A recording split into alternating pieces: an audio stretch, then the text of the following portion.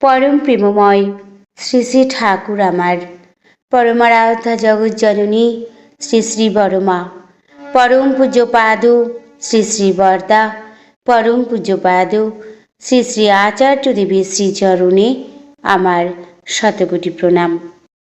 আমি শ্যামলী দেবনাথ, শ্যামার পরিবার চ্যানেলের সকল ভাই ও বোনেদের জানাই জয়গুরু ও ভালোবাসা।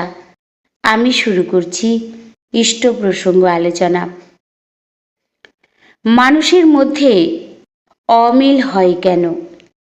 প্রাথমিক কারণ হলো মতের অমিল।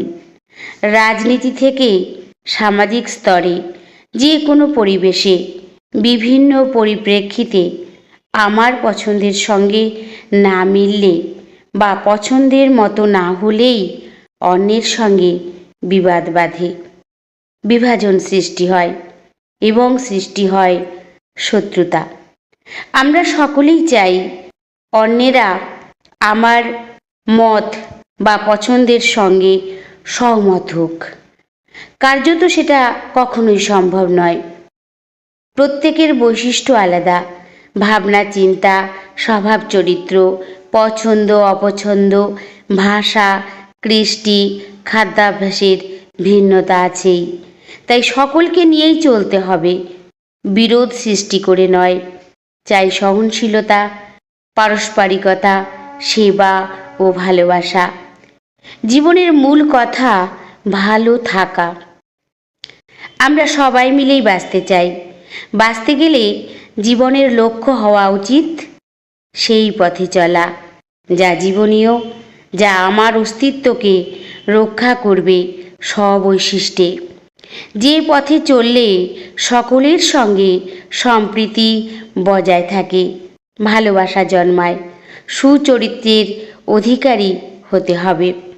প্রবৃত্তিকেন্দ্রিক খেয়াল খুশিমতো চলা নয়, সমাজের প্রতি দায়বদ্ধতা থাকতে হবে।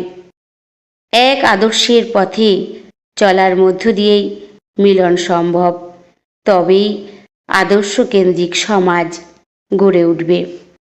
পরম প্রেমময় শ্রী শ্রী ঠাকুরের শ্রীহস্তলিখিত সত্যানুসরণ গ্রন্থে আছে, ভারতের অবনতি তখন থেকেই আরম্ভ হয়েছে যখন থেকে ভারতবাসীর কাছে অমূর্ত ভগবান অসীম হয়ে উঠেছে। ঋষিবাদ দিয়ে ঋষিবাদের উপাসনা আরম্ভ হয়েছে।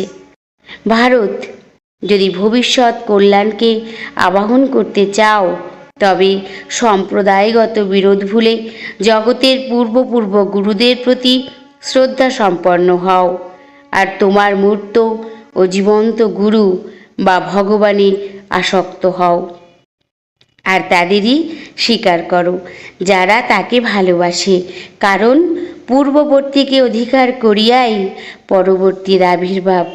পরম প্রেমময় শ্রী শ্রী ঠাকুরের বাণী।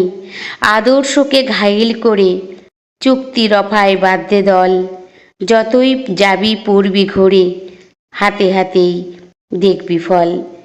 পৃথক পৃথক দল যখনই, এ ওর স্বার্থ নয়, ইষ্টহারা বেকুব পাড়া, সবাই সবার ক্ষয়।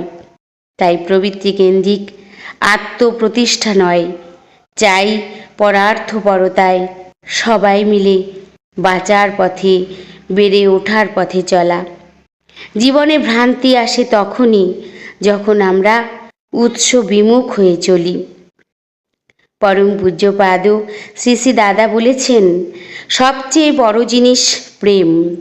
প্রেম মানে একজনের সঙ্গে বিশেষ সম্পর্ক স্থাপন করলাম তা নয়, সবার সঙ্গেই বিশেষ সম্পর্ক স্থাপন করা।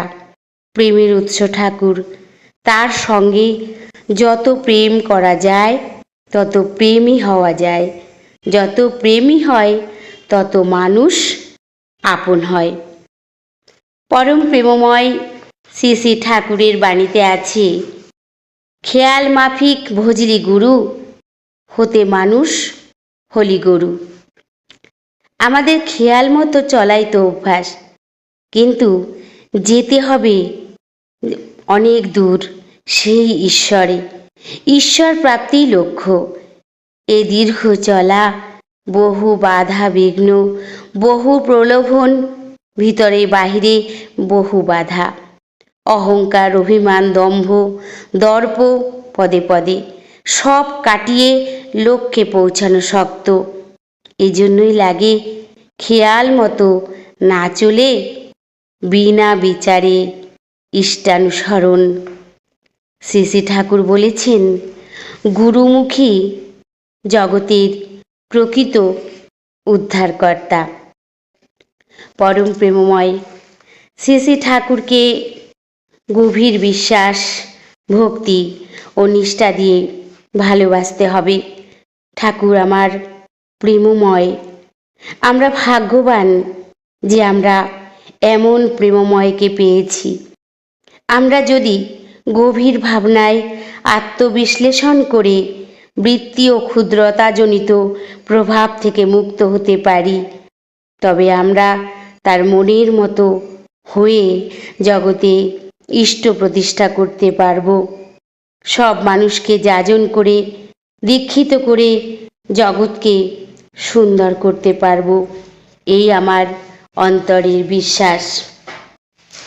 ঈশ্বর লাভ করাই জীবনের পরম সার্থকতা। ঠিক ঠিক চেষ্টা থাকলে পরম পিতার দয়া পাওয়া যায়। ঠাকুর বলেছেন, না করে যে পেতে চায়, দুঃখ তার পিছে ধায়। আমরা তার থেকে যখন বিচ্ছিন্ন হয়ে পড়ি, তখনই আমরা গ্রহের বিপাকে পড়ি। কারণ তিনি সব কিছুর কেন্দ্র। তাকে কেন্দ্র করেই এই সৃষ্টির সব কিছু ক্রমবিবর্তনের পথে এগিয়ে চলেছে। তিনি বলেছেন, তোমার ঠাকুরত্ব না জাগলে কেহ তোমার ঠাকুরও নয়, কেন্দ্রও নয়। তাই প্রথম কাজ নিজেকে ঠিক করা, চিন্তা ও কর্মে এবং আহার বিহারে শুদ্ধতা নিয়ে আসা, নিজেকে সহজ করে তোলা, অন্যের প্রয়োজনে দিতে শেখা, তার সহজ বিধান, যজন যাজন ইষ্টভৃতি, সস্তয়নীয় সদাচার, এই পঞ্চনীতির মধ্যেই সমস্ত দুঃখের নিবারণ ও মানব জীবনের সার্থকতা। একমাত্র তাকে ধরতে পারলেই সমস্ত সমস্যার সমাধান লাভ করা সম্ভব। প্রকৃত স্থায়ী সুখ এবং আনন্দ একমাত্র তিনিই দিতে পারেন। সবাই ভালো থাকবেন, সুস্থ থাকবেন। পরম দয়ালের শ্রীচরণে আমি সকলের জন্য মঙ্গল প্রার্থনা করি। জয় গুরু, বন্দে পুরুষোত্তমম।